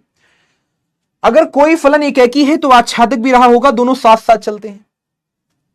यहां पर अगर कोई फलन बहु एक एक ही है तो भैया वो कैसा रहा होगा, वो हमारे पास अंतक्षेपी रहा होगा, मतलब ये दोनों एक साथ चलते हैं। बात समझ में आ गई? एक एकी के साथ आच्छादक साथ में चलता है, अंतक्षेपी के साथ बहु एक एकी साथ में चलता है। शॉर्ट ट्रिक तभी लगेगी जब एफ आर से आर हो। कल को मेरे पास मत आना कि भैया एफ एन से एन दिया गया था, ये तो नहीं लग रहा है, एफ जेड से जेड दिया गया था, ये तो नहीं लग रहा है, तो हम मारेंगे लपड़ दूटू, घूंगे गिर जाओगे। एफ जब आर से आर दिया गया हो तभी यूजफुल होता है। बात समझ में आ गई? अच्छा, ये कहानी तो हो गई किसके लिए भैया, एक एकी बहु एक एकी वगैरह वगैरह के लिए। सर आच्छादक के लिए कार्यविधि क्या है? तो पहले मैं आपको कुछ सवाल देता हूं और देखना कितना बढ़िया शॉर्ट ट्रिक है। सवाल देखोगे सीधे आंसर बताओगे, इतना गजब का शॉर्ट ट्रिक है एक नंबर के सवालों के लिए। भाई साहब आप सवाल देखोगे आप कहोगे लो भैया आंसर आ गया, सवाल देखोगे आप कहोगे लो भैया आंसर आ गया। चलो, तो सबसे पहले हमको जरा चैटवा पे बताओ, क्या यहां तक की बातें आपको भेजा में आ गई है कि नहीं आ गई? अरे हाँ ना बोलना पड़ेगा यार, ऐसे काम नहीं चलने वाला है। हाँ भैया हाँ ना बोलना पड़ेगा यार, हाँ ना बोलना पड़ेगा मित्र, ऐसे काम नहीं चलने वाला है। भैया जूस मंगा देना थोड़ा, तो चैट रिफ्रेश कर दे चैट। हाँ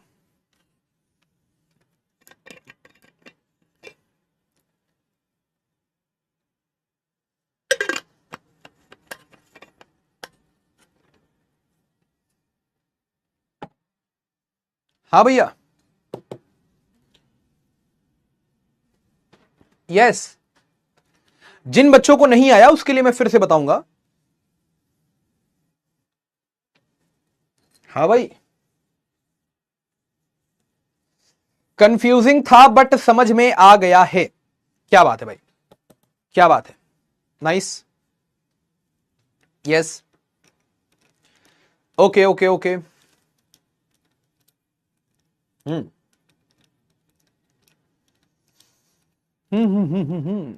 क्या बात है भाई, क्या बात है। बहुत सारे बच्चों को, सर जल्दी पढ़ाइए सिलेबस कैसे खत्म होगा। अच्छा, एक बच्चा कह रहा है सर जल्दी पढ़ाइए सिलेबस कैसे खत्म होगा। अरे बच्चा तुमसे ज्यादा हमको टेंशन है रे, हम नहीं करेंगे सिलेबस खत्म, जाओ। हाँ,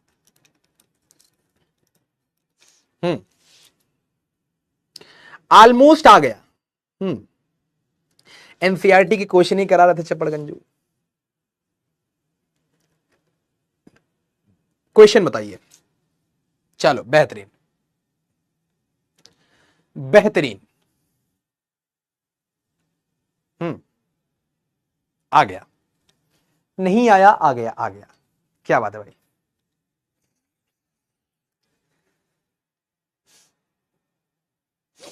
अब सुना ध्यान से। हाँ, क्वेश्चन बताता हूं, सुनो ध्यान से। क्वेश्चन क्वेश्चन सुनो ध्यान से, सुनो क्वेश्चन। क्वेश्चन क्या है?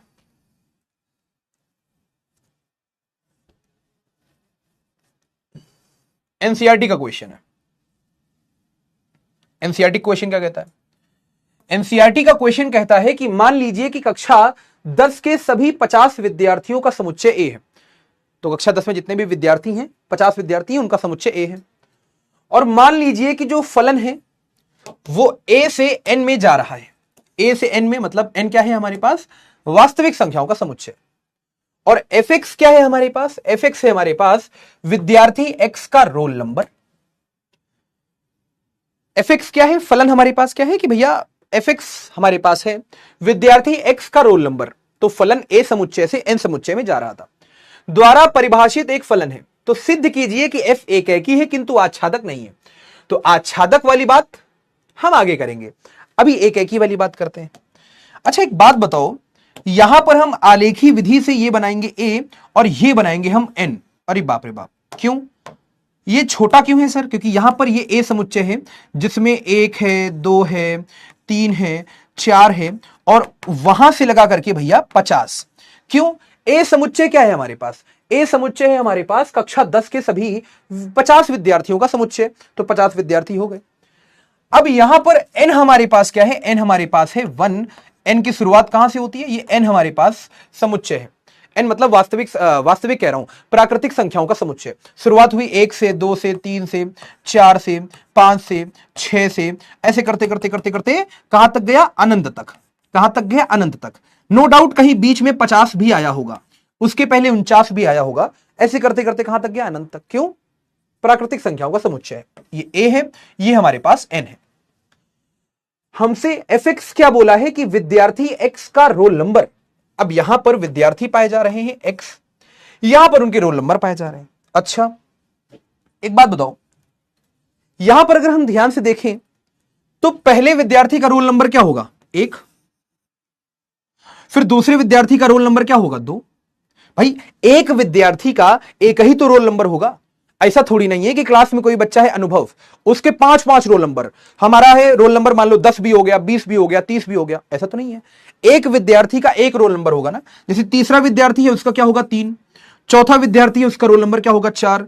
पांचवा है उसका क्या होगा? 5। ऐसे करते करते जो 50वां बच्चा होगा उसका रोल नंबर क्या होगा? 50। तो कहने का मतलब है एक का तीर एक को लग रहा है, इसका अर्थात इसका मतलब क्या है? ये हमारे पास एक ही है। अच्छा अब बारी आती है आच्छादक की, कि भैया आच्छादक नहीं है। तो आच्छादक मैं आपको आगे क्लियर करवाता हूं, पहले ध्यान से समझो। जैसे ये हमारे पास एक सवाल था, अब ध्यान से समझो। अब आप कह रहे हो सर सवाल करवा दो फटाफट। जैसे मैं आपको सवाल करवाता हूं, फोकस होके 10 मिनट देख लो, एक ही बहु एक क्लियर हो जाएगा। सुनो ध्यान से फटाफट, 10 मिनट ध्यान देखो। उदाहरण मान लो मैंने यहां पर कहा कि भैया यहां पर हमारे पास फलन है r से r और फलन है हमारे पास मान लो 2x। तो क्या करोगे आप? ये एनसीईआरटी का ही सवाल है, मतलब बस थोड़ा सा वेरिएशन है उसमें। आप यहां पर क्या करोगे? आप कहोगे माना कि यहां पर x1 और x2 दो समुच्चय हैं जो प्रांत में पाए जा रहे हैं, मतलब r समुच्चय में पाए जा रहे हैं। आप फटाफट से fx1 निकालोगे तो fx1 क्या हो जाएगा? 2x1। और यहां पर फटाफट से आप निकालोगे fx2 तो क्या हो जाएगा भैया? 2x2। बस दोनों को बराबर कर दो, fx1 fx2 को बराबर कर दो तो आपको यहां पर यह समझ में आएगा कि भैया 2x1 बराबर क्या हो गया? 2x2। 2 से 2 कट गया, x1 बराबर x2। इसका मतलब यह है, इसका मतलब यह है कि हम लेकर क्या चले थे कि fx1 बराबर fx2 है और हमें क्या मिल गया? हमें मिल गया कि x1 बराबर x2 है। मतलब इसका मतलब यह है कि दो हमारे पास अवयव थे, एक x1 एक x2, दोनों के प्रतिबिंब हमने एक के बराबर कर दिए। मतलब दोनों के प्रतिबिंब एक ही जगह पर हमने कर दिए। मतलब इसका यह मतलब है कि भैया यहां पर ये हमारे पास एक ऐसा प्रतिबिंब है जो fx1 भी है और जो भैया fx2 भी है। अब इसको तीर कौन मार रहा है? x1 और x2 दोनों। मतलब यहां पर x1 और x2 दोनों बराबर हो गए हैं। इसका मतलब यह है कि fx1 को जब fx2 के बराबर किया तो हमें शर्त क्या मिली कि x1 बराबर x2, मतलब एक का तीर एक को लग रहा होगा। बस अगर एक का तीर एक को लग रहा है, केवल एक ही शर्त मिल रही है, इसका मतलब ये एक ही है। अब जरा ध्यान से देखो, एनसीईआरटी में थोड़ा सा सवाल बदल दिया गया। अगर मैं बात करूं एनसीईआरटी की, तो एनसीईआरटी में जवाब देखोगे तो एनसीईआरटी में थोड़ा सा जवाब मतलब सवाल थोड़ा बदल गया है। एनसीईआरटी में सवाल क्या बदला है? सवाल कहता है एफ जो है अब वो एन से एन है। पहले क्या था? आर से आर, मतलब वास्तविक संख्याओं के समुच्चय से वास्तविक संख्याओं के समुच्चय में फलन जा रहा था। यहां है एन से एन, मतलब भैया प्राकृतिक संख्याओं के समुच्चय से प्राकृतिक संख्याओं के समुच्चय में यहां पर फलन जा रहा है। अब यहां पर फलन दिया है सेम, एफ एक्स बराबर 2x। अब ध्यान से देखो, ये हमारे पास क्या था? एफ आर से आर था, और यहां पर ये क्या है? एफ एन से एन है। अब जांच करनी है कि एक ही है कि नहीं। तो आप जांच कैसे करोगे? अब आप यहां पर जांच कैसे करोगे? आलेखी विधि से कर दो, कोई दिक्कत नहीं है। सर आलेखी विधि पेपर में कर सकते हैं? हां कर सकते हो। यहां एन बना लो, यहां पर भी एन बना लो, कोई दिक्कत। यहां पर भी एन, यहां पर भी एन। एन में कौन कौन से अवयव होंगे? तो भैया शुरुआत होगी 1 से, फिर 2 होगा, फिर 3 होगा, फिर 4 होगा, ऐसे करते करते अनंत तक जाओगे। यहां पर भी शुरुआत होगी 1 से, फिर 2 से, फिर 3 से, फिर 4 से, ऐसे करते करते अनंत तक जाओगे। यहां पाया जाएगा x, यहां पाया जाएगा y, दोनों के बीच में बना हुआ है फलन। अब जरा ध्यान से देखो, यहां fx क्या था हमारे पास? fx था भैया 2x। आपने सबसे पहले x को रखा 1। जैसे ही x को यहां पर 1 रखोगे तो f1 आपको क्या मिलेगा? 2 इंटू 1 यानी कि 2। तो भैया एक का तीर किसको लगेगा? 2 को। बनी बात है, x को 1 रखोगे तो क्या मिलेगा? 2 मिलेगा। वैसे जैसे x को 2 रखोगे तो मिलेगा 4, 3 रखोगे तो मिलेगा 6, फिर 4 रखोगे तो मिलेगा 8। एक का तीर एक को, एक का तीर एक को मतलब ये कैसा है? एक ही काम खत्म। एक का तीर एक को मतलब ये कैसा है? एक ही काम खत्म। हाँ, ये आच्छादक है या नहीं ये हम आगे समझेंगे। जैसे यहां पर ध्यान से समझो, किसी ने हमसे बोल दिया कि भैया फलन यहां पर r से r है और फलन दिया गया है भैया x स्क्वायर प्लस 5। तो एक ही है कि नहीं? तो हम सबसे पहले क्या करेंगे? यहां पर fx1 निकालेंगे। fx1 क्या होगा? कुछ नहीं, यहां x था तो यहां x स्क्वायर, यहां x1 है तो यहां x1 का स्क्वायर, प्लस 5 था तो यहां भी प्लस 5, मतलब x की जगह x1 रख रहे हो तो हो जाएगा x1 का स्क्वायर प्लस 5। अब यहां पर fx2 क्या होगा? तो fx2 हो जाएगा हमारे पास सिंपल भैया यहां पर x2 का स्क्वायर प्लस यहां पर 5, काम खत्म। अब यहां पर क्या करना है? दोनों को जानबूझ के बराबर करो कि fx1 जो है वो भैया fx2 के बराबर। ये हमें खुद से करना है, ये हमें खुद से करना है। मैंने आपको रीजन दिया है पीछे क्यों खुद से करना है। अगर fx1 fx2 को हमने बराबर कर दिया, मतलब समुच्चय बी में हम गए और एक बिंदु हमने मान लिया, एक अवयव ऐसा मान लिया जो fx1 भी है fx2 भी है, फिर हमने उसको हल करना चालू किया। तो fx1 क्या था हमारे पास? fx1 था हमारे पास x1 का स्क्वायर प्लस 5। fx2 क्या था? x2 का स्क्वायर प्लस 5। 5 से 5 कट गया तो यहां क्या बचा? x1 का स्क्वायर बराबर x2 का स्क्वायर। हल करोगे तो फिर वही आएगा x1 का स्क्वायर माइनस x2 का स्क्वायर बराबर 0। इसका मतलब है यहां आपको मिलेगा एक ब्रैकेट में x1 माइनस x2 और एक ब्रैकेट में x1 प्लस x2। फिर इसको और थोड़ा सा हल करोगे तो x1 बराबर x2 या फिर आपको मिलेगा x1 बराबर माइनस का x2। भाई ये तो वही बात है ना, ये तो वही बात है कि x1 बराबर x2 मिलने का मतलब क्या है। अब ध्यान समझो, x1 बराबर x2 मिलने का मतलब यह है, मैं यहां पर आपको समझाना चाहता हूं कि यह समुच्चय b है, यह समुच्चय a है। मान लो यहां एक अवयव आपने पकड़ा जिसको आपने कहा यही है fx1 और यही है fx2। भाई जब हम जानबूझकर fx1 fx2 बराबर कर रहे थे तो मतलब हमने समुच्चय b में एक ऐसा अवयव पकड़ा जो क्या है fx1 और जो क्या है fx2। हमने इसको हल करना चालू किया, हल करते करते हमको यह मिला कि x1 जो है वो x2 के बराबर भी है और x1 जो है वो भैया माइनस ऑफ x2 है। मतलब दो अलग अलग अवयव हमको मिले। एक अवयव हमको क्या मिला? ये वाला जो क्या है x1 बराबर x2, और एक अवयव मान लो हमको ये वाला मिला जो क्या है x1 बराबर माइनस x2। दोनों जो है इसको तीर मार रहे होंगे। अगर दोनों इसको तीर मार रहे हैं इसका मतलब ये कैसा है? बहुएकाकी। तो हम यहां पर कहेंगे सिंपल ये क्या है हमारे पास? ये हमारे पास बहुएकाकी है। तो बस इसी तरह से आपको लेके चलना है, यही है कार्यविधि जो परीक्षा में आपको लिखनी है, बस इतना ही आपको करना है। जैसे यहां पर देखो वही सेम चीज, एफ एक्स बराबर एक्स स्क्वायर, एनसीईआरटी का क्वेश्चन है। यहां पर एफ आर से आर दिया गया है, सिंपल, ये क्या है, बहु एक की। लेकिन शॉर्ट ट्रिक क्या बोलती है, शॉर्ट ट्रिक क्या बोलती है, शॉर्ट ट्रिक कब लगेगी, जब एफ आर से आर होगा, तो भैया शॉर्ट ट्रिक लग जाएगी।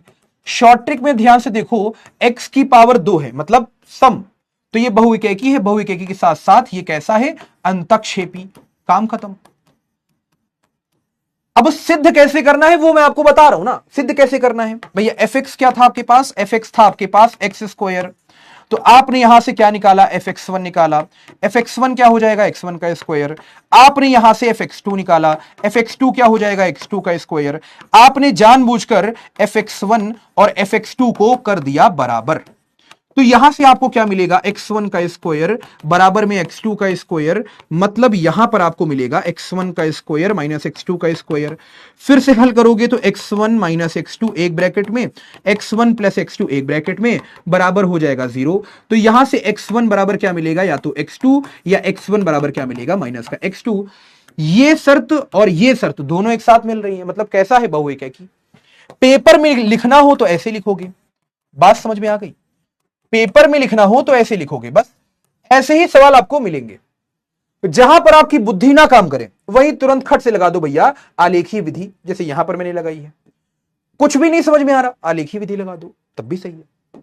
तो ये हमारे पास एक एकी बहु एक एकी के लिए प्रश्न थे। अब इसमें कुछ ज्यादा माथापच्ची नहीं करनी, बहुत ज्यादा करोगे तो समस्या होगी, कम करोगे तो भी समस्या है। जो हमने यहां पर किया है बहुत ठीक किया है। जैसे यहां पर ध्यान से देखो, यहां पर यह प्रश्न है, ये प्रश्न क्या कहता है भैया, एफ दिया है आर से आर, तुरंत दिमाग में आना चाहिए शॉर्ट ट्रिक। आगे देखो, एफ एक्स क्या है, 3x, मतलब x की पावर 1 है, मतलब एक ही, काम खत्म, एक ही। अब आच्छादक होगा कि नहीं होगा, तो शॉर्ट ट्रिक में तो एक ही साथ कौन चलता है, आच्छादक। मतलब ये कैसा है, ये कैसा है, एक ही प्लस आच्छादक। बात बताऊं, PYQ है, उठा के देख लेना, 23, 24, 25, 26 आ रखा है। एक सेकंड भी नहीं लगेगा, बात समझ में आ रही है, एक सेकंड भी नहीं लगेगा, सवाल देखोगे आंसर बताओगे। जल्दी से बताओ क्या बात समझ में आ गई दोस्त। PYQ है 23, 24, 25, 26, अगर एक नंबर का प्रश्न है सीधे लगाओ, काम खत्म, टाटा बाय बाय जय हिंद। बात समझ में आ रही है, डाउट देख रहा हूं दोस्त। लो भैया पोल दे दिया जल्दी से।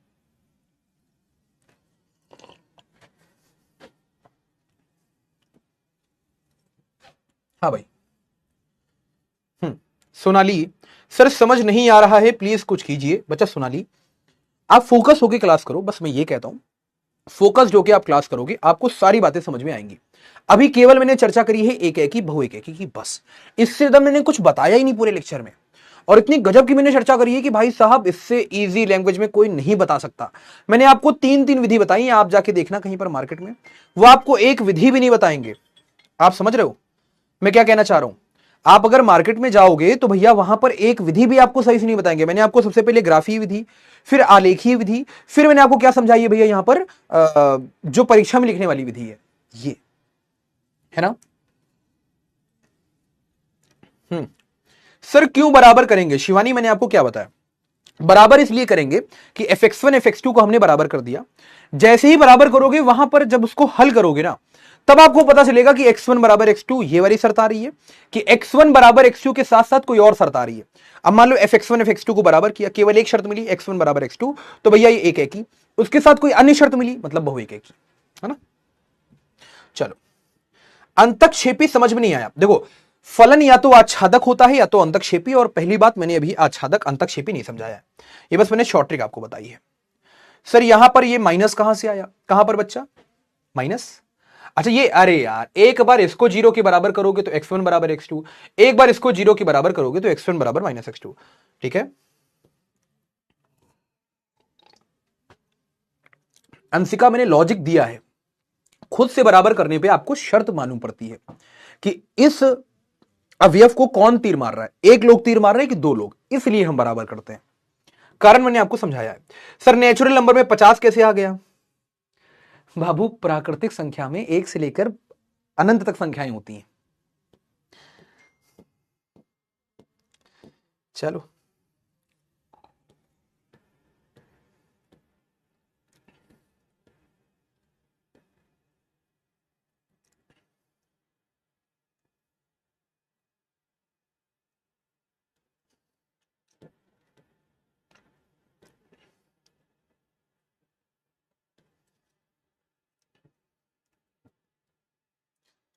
सर मैं लक्ष्य जेई का स्टूडेंट हूं बट आपकी वजह से प्रश्न बैठ लिया। क्या बात है भाई, परेशान मत हो जितने बच्चों को नहीं। एक बार जल्दी से बताओ क्या यार ये बात समझ में आ गई है? जल्दी से बताओ दोस्त, क्या यहां तक की बातें समझ में आ गई है ना? अच्छा, फिर यहां पर आच्छादक के लिए अंतक्षेपी। चलो इनमें से बताओ कौन सा फलन यहां पर हमारे पास, वहां क्या था, ए वाला ऑप्शन सही था ना? चलो 89%। अर्जित, अभिषेक, गौरव, प्रतीक, यश, लकी, गजब, राहुल, नितेश, शुभम। चलो अब यहां पर मुझे यह बताओ कि यहां पर कौन सा हमारे पास भैया जो फलन है ना वो भैया एक ही होगा। अब ग्राफ आपको दिया है, ग्राफ आपको दिया है, ग्राफ आपको दिया है, आपको पहचानना है एक ही है कि नहीं है। तो पहली विधि लगाओ। पहली विधि कौन सी? क्षैतिज रेखा विधि। ध्यान से देखो, यहां खींचोगे क्षैतिज रेखा, दो जगह पे काट रही है, एक ही नहीं है। यहां खींचोगे दो जगह पे काट रही है, एक ही नहीं है। यहां खींचोगे दो जगह पे काट रही है, एक ही नहीं है। यहां खींचोगे एक जगह पे काटेगी, मतलब ये हमारे पास एक ही है, काम खत्म। तो पहला वाला हमारे हमारे पास क्या है? एक ही, काम खत्म। बात समझ में आ रही दोस्त? ऐसे आपको समझना है। देखो जिन बच्चों को नहीं समझ में आया प्लीज आप एक बार रिवाइज करना। मैंने बस केवल 2 टॉपिक समझाए, आप समझ रहे हो? मैंने केवल आपको एक ही, बहु एक ही बताया और जितने भी प्रश्न हैं मैंने सारे करवा दिए। एनसीईआरटी में भी इसी लेवल के प्रश्न मिलेंगे, बेसिक बेसिक से। इससे ज्यादा लेवल का कुछ है ही नहीं। अभी तो आच्छादक अंतक्षेपी मैंने पढ़ा ही नहीं। बात समझ में आ रही है? चलो ए ऑप्शन सही है।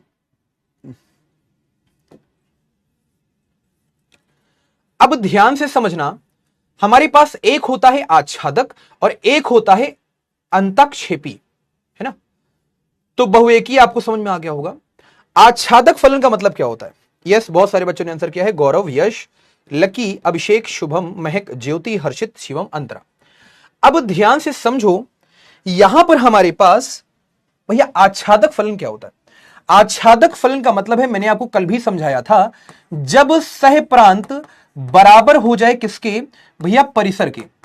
अगर सह प्रांत बराबर हो चुका है परिसर के तो हम कहेंगे वह कैसा फलन है? वो हमारे पास आच्छादक फलन है। यहां पर 1 था, 2 था, 3 था। भाई मान लो ये बी समुच्चय, ये ए समुच्चय। तो ए क्या है? प्रांत। बी क्या है? सह प्रांत। सह प्रांत में सारे अवयवों को तीर लगा, मतलब सारे के सारे किसमें शामिल हो गए? परिसर में। अब ध्यान से देखो, यहां परिसर क्या है? परिसर है भैया 1 2 3। और भैया सह प्रांत क्या है? सह प्रांत है हमारे पास 1 2 3। अब अगर ध्यान से आप देखो तो दोनों बराबर हैं। अगर दोनों बराबर हैं तो आच्छादक फलन, मतलब सह प्रांत में उपस्थित जितने भी अवयव हैं अगर सभी को तीर लगा तो वो क्या हो जाएगा? आच्छादक फलन। अब जैसे यहां देखो, यहां पर आच्छादक फलन देखो, आच्छादक फलन में क्या है कि आच्छादक फलन में परास जो होता है भैया वो हमारे पास सह प्रांत के बराबर। दूसरा, आच्छादक फलन को हम आच्छादी भी कहते हैं। तो एक फलन है अगर ए से बी में, यह आच्छादक फलन तब कहलाता है यदि बी में ऐसा कोई अवयव ना हो जो ए के किसी भी अवयव का प्रतिबिंब ना बनता हो। मतलब बी में जितने भी अवयव हैं सबको तीर लगना चाहिए। बात समझ में आ गई? अच्छा, जैसे ये देखो, ये क्या है? आच्छादित। क्यों? ई को तीर नहीं लग रहा है। अगर ई को तीर नहीं लग रहा है मतलब ये परिसर में शामिल नहीं है। अगर ये परिसर में शामिल नहीं है तो हम कहेंगे यहां पर सह प्रांत बड़ा हो चुका है। सह प्रांत बड़ा है परिसर से, है ना? क्यों? सह प्रांत में क्या क्या शामिल है? ए भी शामिल है, बी भी, सी भी, डी भी और ई भी। परिसर में ई शामिल नहीं है क्योंकि तीर उसको नहीं लग रहा है। तीर किसको लग रहा है? केवल एबीसीडी को। तो आच्छादित फलन में हम अंतक्षेपी बोलते हैं या आच्छादित भी कहते हैं, इसमें हमारे पास परास छोटा होता है। आच्छादक फलन के लिए कार्य विधि यह है कि सह प्रांत में कोई भी स्वेच्छ अवयव y ले, fx को y रखें, fx y को रखने के लिए हल करें और y के पदों में x प्राप्त करें। मतलब अभी आपको क्या दिया होगा? y बराबर कुछ ना कुछ x दिया होगा, x बराबर कुछ ना कुछ y प्राप्त करो, x बराबर gy के रूप में समीकरण प्राप्त करो। यहां से आप क्या करो? सिंपल इसका प्रांत निकाल लो। कुल मिला के ये पूरी कार्यविधि क्या है? परिसर को निकालने के लिए। परिसर निकाल लोगे तो तुलना करना आसान हो जाएगा। ठीक है, बस परिसर निकाल लोगे तो तुलना करना आसान हो जाएगा। जैसे मैं आपको बताऊं, यहां पर मापांक फलन है, तो मापांक फलन यहां पर f दिया है r से r। तो मैंने आपको क्या बताया था? ये हमारे पास कैसा होगा? बहुएकैकी। और बहुएकैकी के साथ साथ ये क्या होगा भैया? आच्छादित या फिर अंतक्षेपी। बात समझ में आ गई? अंतक्षेपी या फिर आच्छादित। ठीक है, तो यहां पर ये क्या है, एकैकी या आच्छादक नहीं, बहुएकैकी या आच्छादक नहीं, एकैकी तथा आच्छादक नहीं। यस, ठीक है, दोनों सेम ही है, तीसरा चौथा ऑप्शन दोनों सेम है, एकैकी तथा आच्छादक नहीं, बहुएकी तथा आच्छादक। ठीक है, नहीं एकैकी कहां है, ये बहुएकैकी है और आच्छादक नहीं। जैसे यहां पर ध्यान से देखो तो ये सवाल आपके होमवर्क के लिए है ना, डीपीपी में आपको मिलेगा। जैसे यहां पर मैं आपको बताऊं तो प्रांत निकालना, ये सारी चीजें, जैसे ये देखो f अगर r से r में दिया गया है, fx क्या है 3x + 5, शॉर्ट ट्रिक लगाओ तो भैया x की पावर क्या है 1, मतलब एकैकी भी है आच्छादक भी है। समझ में आ गई, एकैकी एवं सर्वांगिक, मतलब भाई एकैकी आच्छादक दोनों। ठीक है, अच्छा अब बाकी बचे हुए कुछ प्रश्न आपके होमवर्क के लिए। जैसे ये देखो, अगर f a से b में जा रहा है तो यह आच्छादक फलन कब होगा, जब भैया b हमारे पास क्या बन जाए, b हमारे पास परिसर बन जाए। बात समझ में आ रही है, तो b परिसर कब बनेगा, b परिसर कब बनेगा, ध्यान से देखो, यह आच्छादक फलन कब होगा, जब fa बराबर b हो जाए, ये होना चाहिए मेरे हिसाब से, fa बराबर b हो जाए। ठीक है, तो ये परिसर जब इसकी बराबर हो जाए वगैरह वगैरह। अब जैसे ये देखो ABC 1 2 3, यहां क्या पाया जा रहा है, A B C, यहां पाया जा रहा है 1 2 3, A का 1 को, B का 2 को, C का भी 2 को, C का भी 2 को। कैसा फलन है, दो लोगों का तीर एक को लग गया तो बहुएकैकी है, इसको तीर नहीं लगा मतलब ये आच्छादित है, अंतक्षेपी। तो ये कैसा है, एकैकी आच्छादक नहीं, अनएकैकी आच्छादक नहीं, अनएकैकी तथा अंतक्षेपी यस, एकैकित नहीं। ठीक है, तो ये बेसिक सी बातें हैं जो आपको यहां पर समझनी थी। तो आज के लिए हम लोग इतना ही रखते हैं बस। यस, फटाफट से एक बार जरा चैट पे वोट टाइप करके बता दो यार, क्या ये पूरी बातें समझ में आ गई हैं कि नहीं। यस, फटाफट से एक बार बता दो। तो समरी क्या है, मैंने आपको बस यहां पर देखो क्या समझाया, मैंने समझाया है एकैकी और भैया बहुएकैकी के लिए क्या करना है, एकैकी और बहुएकैकी के लिए क्या करना है। आपको सिंपल यहां पर fx1 बराबर fx2 करना है, फिर आपको यहां पर ये जानबूझकर हम करेंगे, इसके पीछे का कारण मैंने आपको बताया है। फिर यहां से अगर शर्त मिली कि x1 बराबर x2 तो हम कहेंगे भैया एकैकी है। अगर मान लो x1 बराबर x2 के साथ साथ कोई दूसरी शर्त हमको मिल गई, अन्य शर्त, कोई अन्य शर्त हमको मिल गई, तो हम कहेंगे ये हमारे पास क्या है, बहुएकैकी। बात समझ में आ रही है। फिर मैंने आपको यहां पर यह समझाया कि भैया आच्छादक और आच्छादित में क्या अंतर है, आच्छादक और आच्छादित में क्या अंतर है। तो मैंने आपको यही बताया कि भैया यहां पर आच्छादक का मतलब क्या होता है, भैया परिसर सह प्रांत के बराबर हो जाए, है ना। और यहां पर मैंने आपको यह समझाया कि आच्छादित क्या होता है, कि जब परिसर छोटा हो जाए हमारे पास सह प्रांत से। बात समझ में आ रही है। करोगे कैसे, मान लो जैसे आच्छादक के लिए कार्यविधि क्या करनी होती है, तो सबसे पहले आप सह प्रांत में कोई स्वेच्छ अवयव y ले लो, में कोई भी स्वेच्छ अवयव y ले लो, ठीक है। और यहां पर आप क्या करोगे, y को fx लिखोगे, y को fx लिखोगे। अब आपको y बराबर कुछ ना कुछ x दिया गया होगा, आप x बराबर कुछ ना कुछ y निकालो, जो भी आया है इसका प्रांत निकालो, तो इसका प्रांत क्या बन जाएगा मालूम है, ऑटोमेटिक इसका बन जाएगा परिसर।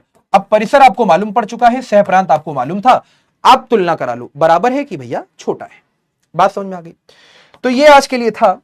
तो होमवर्क में आपको करना क्या है, डीपीपी 10 प्रश्न होंगे, उसमें 10 प्रश्नों को अच्छे से लगा लीजिएगा। उसके बाद रिवीजन कर लो, जितने भी लेक्चर है हमारे पास 1 2 3 4 5 6 पूरा, मतलब लेक्चर 4 और 5 को रिवाइज करके जरूर आना। फिर उसके बाद आप यहां पर अच्छे से एनसीईआरटी की एक्सरसाइजेस भी लगा सकते हो, 1.1 और 1.2 उदाहरण लगा लो, ठीक है। प्रश्नावली पे मैं चर्चा करवा लूंगा, ठीक है। बाकी आप एंजॉय करते रहो, गाइडर भैया से पढ़ रहे हो, परेशान होने की जरूरत बिल्कुल भी नहीं, ठीक है। बाकी आज जिन बच्चों को नहीं समझ में आया, परेशान बिल्कुल भी नहीं होना है, कल हम लोग फिर से यहां पर चर्चा करेंगे आप लोगों से। तो 90% ऐसे हैं जिनको समझ में आ गया, बाकी कुछ बच्चे ऐसे हैं जिनको नहीं समझ में आया, कोई बात नहीं, हम लोग कल फिर से यहां पर बात करेंगे, ठीक है दोस्तों। चलिए फिर आज के लिए इतना ही रखते हैं। यस, शालिनी कह रही है सर बहुत अच्छे समझ में आ रहा है, ओके। तो आज के लिए फिर इतना ही रखते हैं, मिलते हैं हम लोग अपनी नेक्स्ट क्लास में, तब तक के लिए अच्छे से पढ़ते रहिए, मुस्कुराते रहिए, स्वस्थ रहिए,